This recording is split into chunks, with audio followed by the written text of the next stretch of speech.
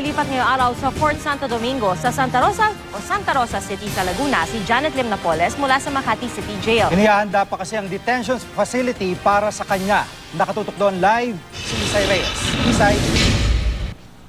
Pia Jiggy, bago nga mag-alas 12 ng tanghali ay sinabi ni SILG Mar Rojas na hindi matutuloy ang paglipat kay Janet Lim Napoles mula sa Makati City Jail ngayong araw.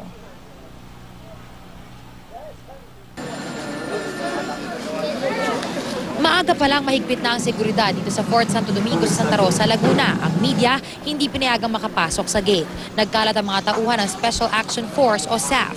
Bago mag-alas 12 ng tanghali, dumating dito sina DILG Secretary Mar Rojas at PNP Chief Alan Purisima sakay ng chopper. Ininspeksyon nila ang detention facility para kay Napoles. Sagot niya sa mga nag-aabang sa paglipat, Not today.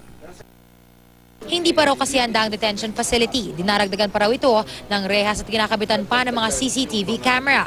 Pamilya, doktor at abogado lang ni Napoles ang papayagang bumisita. The facility is surrounded by a two-layer cyclone wire fence. There will be no communications allowed within or inside the facility.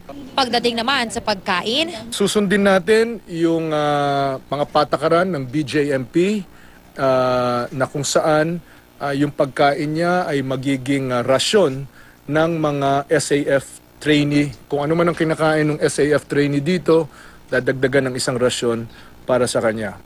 bawal magluto sa detention center pero papayagan naman daw na dalhan si Napoles ng pagkain. Kung gusto niya, pwede ring magpalagay ng ref si Napoles para sa mga gamot basta gastos niya. Hindi ito VIP treatment, no? Pero kinikilala natin na hindi siya pangkaraniwan na akusado. Sa dami ng kanyang nalalaman, sa dami ng maaari niyang hawak na ebidensya or kung ano man, at saka sa laki ng mga pangalan na maaaring madawit dito at nadadawit na nga, mas mabuti na nakakasiguro tayo. No? Paano naman kung mawawala itong kaalaman na ito? Gusto ba natin mawala ito?